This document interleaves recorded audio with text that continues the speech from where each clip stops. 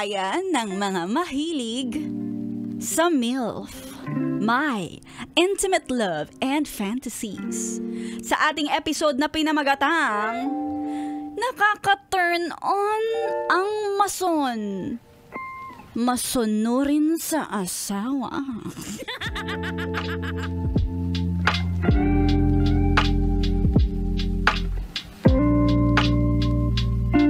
May kwento ako. Lalaki ako. Masasabi kong bilang padre de pamilya, gusto ko na ako ang nasusunod sa bahay. Nagtatrabaho ako. Nagbibigay ng magandang buhay para sa pamilya. Kaya kapag gusto ko naman na mag-relax at lumabas, walang kokontra. Alam naman ng asawa ko na never naman akong nagloko sa kanya. Hindi ako ng babae, hindi ako mabisyo. Nagiinom ka nga. Kaya yun lang ang pakiusap ko na kapag lalabas ako kasama ang barkada, unawain niya naman na kailangan ko to. Buwan-buwan nagsiset up kami ng inuman ng barkada. Pinagpapaalam ko agad to kay Mrs. maagang maaga pa lang. Medyo nakakakaba nga eh. Kapag magpapaalam kay Mrs. Pero matapang ako. Mukha lang pala. Mukha lang akong matapang at matigas. Sasabihin ko talaga. Sa Sabado, Han, magiinom kami. Tapos yung mga tingin ni Mrs. tumatalim. Yung bawat hinga ni Mrs. naririnig ko lumalalim. Parang ready na siya sa mga malulupit na rebat sa aking pag-alis. Kaya bago pa siya makapagsalita, talagang inuunahan ko na siya. Pero eto, sa'yo na muna tong ATM ko. Wow! Ready ka dyan. Tapos, magbabago na ang reaksyon ni Mrs. Ngingiti na yan. At makakainom na ako ng walang mintis. Nako, kapag ganon, yung singit ko talaga, pawis na pawis. Dapat lang talaga. Pasalamat ka, pinapayagan ka ng misis mo ah. Pero, may malaking pagsubok na dumating sa amin. At nakakahiyaman aminin, wala ako sa bahay. At wala ako sa pamilya namin nung panahong nagpapakangalango ako sa alak. Yung panganay ko kasing anak, isinugod sa ospital. Na-aksidente dahil nabangga ng lasing na driver. Tricycle yung sinasakyan ng anak ko nung gabing iyon. Tinatawagan ako ng misis ko. Kaso pinatay ko yung cellphone ko dahil ayoko ng istorbo sa inuman. Medyo nakakagigil yung mga ganun ah. Ba't kasi nagpapatay ng cellphone ah? Pag uwi ko sa bahay, wala akong kaalam-alam.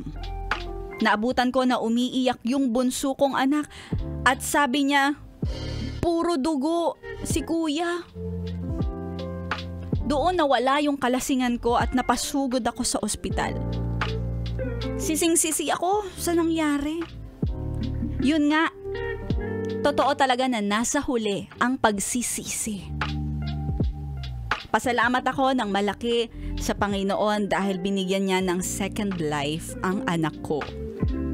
At simula nun, tinigil ko na. Buti naman. Di pa nga tapos. Tinigil ko na ang pag-inom kasama ang mga barkada.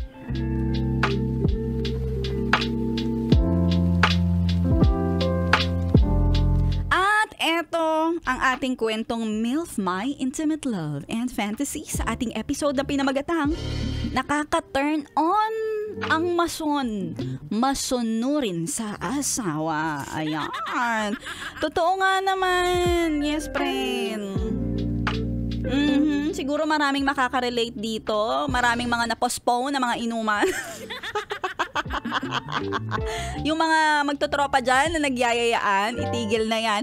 Huwag nang idama yung mga may anak at may asawa na. Ha? Kayo na lang na mga single, ha?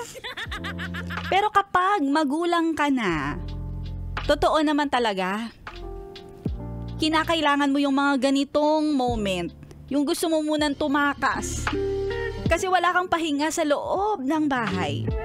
Yung ang trabaho mo, actually, mas magaan talaga kumpara sa trabaho na ginagawa sa bahay.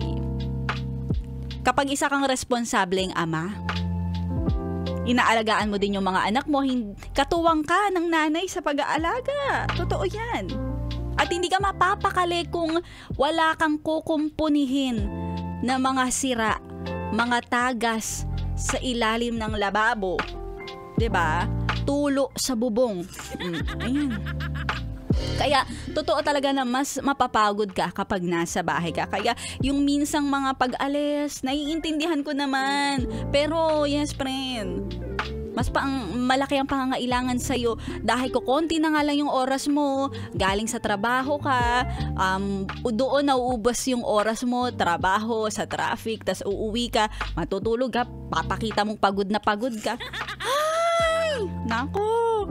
At para sa mga yes friend natin, kapag pamilyado ka na, huwag ka na magpapaumaga kasama ang barkada. 'Di ba? Totoo nga naman, malaking pagsisisi yung nangyari sa'yo talaga na nung panahon na kailangan ka, nakapatay yung cellphone mo, na dapat nga lagi yan naka-on kasi laging on call ka din bilang daddy. May daddy duties ka kahit wala ka sa loob ng bahay. Ay nako, kaya may mga yes friend tayong nag-iinit yung tenga. Nasisermonan for today's video. Okay lang yan. Nagpapaalala lang tayo. Oo. Okay rin naman talaga mag-happy-happy. Pero pwede rin mo rin naman maging happy-happy. Happy hour kayo ni Mrs. Kayo ang mag-inuman sa loob ng bahay. Diba? Yan. Siya yung tatagay para sa'yo. Tapos meron ka na rin ka-table. O, diba? Maraming salamat sa mga yes friend natin na nagpadala ng kanilang kwentong MILF My Intimate Love and Fantasies. Kung nais mo rin magkwento, pwede kang magpadala sa aking Facebook page, DJ Maria Morena. Dito lang yan sa 101.1 Yes FM. Kay sarap 101.1 Yes FM.